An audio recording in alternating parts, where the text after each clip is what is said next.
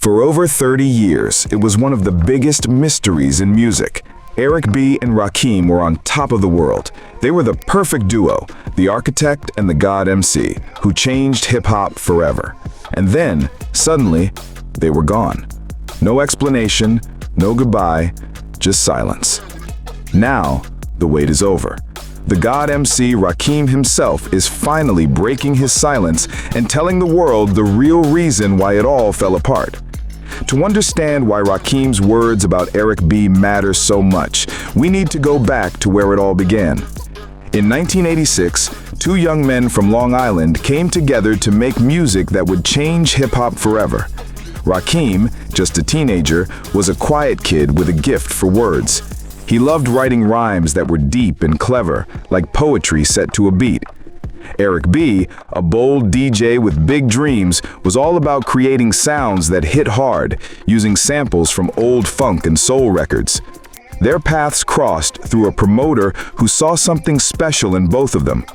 That spark led to their first album, Paid in Full, in 1987. The album was a game changer. Songs like I Know You Got Soul and the title track didn't just get people dancing, they showed the world what hip-hop could be. Rakim's rhymes were unlike anything anyone had heard before. He used complex patterns and big ideas, while Eric B.'s beats, built from artists like James Brown, gave the music a raw, powerful energy. It became a blueprint, inspiring artists from Nas and Wu-Tang Clan to the rappers of today.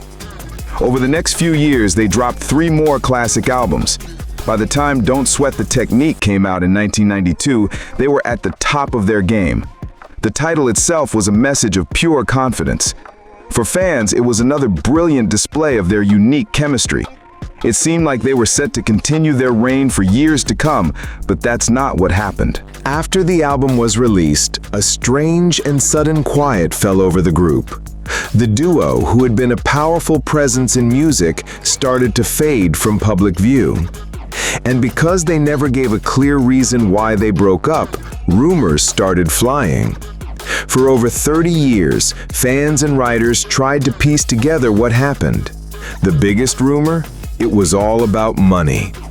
The most popular story was that the problem started with their contract. That Eric B., who handled the business, had allegedly signed Rakim not to a record label, but to his own production company. If true, it meant Rakim didn't have full control over his own career, and that every dollar he made would first go through Eric B. That kind of setup could create a massive power imbalance. And for decades, this was the story most people believed. Years passed. The duo eventually reunited for a historic show in 2017, but still, the full story remained untold. Then, in 2018, everything changed. During an in-depth interview with hip-hop legends Stretch and Bobbito, Rakim finally cracked the silence. He revealed the key issue stemmed from a business strategy Eric B. proposed as their contract with MCA Records was ending. They still owed the label 3 more albums. According to Rakim, Eric B.'s idea was to fast-track their exit. He would release a solo album, and Rakim would release a solo album. Then they'd reunite to deliver one final group album, completing their contract and setting the stage for a new, more lucrative deal.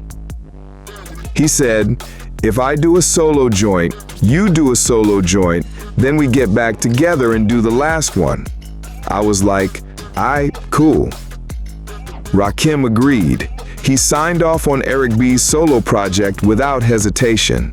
But when it was Rakim's turn to go solo, he says Eric B. refused to sign the release papers. Eric B. did his, I signed off. When it was time for me to do mine, he was like, "Nah, I'm not signing off." That was the fork in the road. That refusal created a major rift. For Rakim, it wasn't just business, it was a betrayal of trust. He had supported his partner's move, expecting the same in return. The disagreement spiraled into a legal battle that lasted over 5 years, effectively ending their collaboration in 1992. Of course, a story always has two sides. In his own interviews, Eric B. has downplayed the conflict, calling it a natural evolution and emphasizing their bond as brothers. But Rakim's painful confession paints a picture of a partnership destroyed by business complications. And it's a tragically familiar story in hip-hop. To understand how common this is, we only need to look at the explosive breakup of N.W.A. Just like Eric B. and Rakim, they changed the game. But behind the scenes, a similar power structure was in place. Their label, Ruthless Records, was co-owned by member Eazy-E and their manager, Jerry Heller. The conflict began when Ice Cube, the primary lyricist, started to feel he wasn't being paid what he was worth. When he raised concerns about the money and the contracts, he felt he was dismissed. Faced with signing an unfair deal or walking away, he chose to bet on himself and left the group at its absolute peak in 1989. Two legendary groups, two creative geniuses who felt forced to walk away. Rakim's confession finally confirms what fans suspected for decades. The whispers about bad business deals weren't just rumors. They were the central fact that caused an iconic partnership to crumble. It's a powerful lesson that the magic created in the studio can be tragically undone by the business conducted in the office.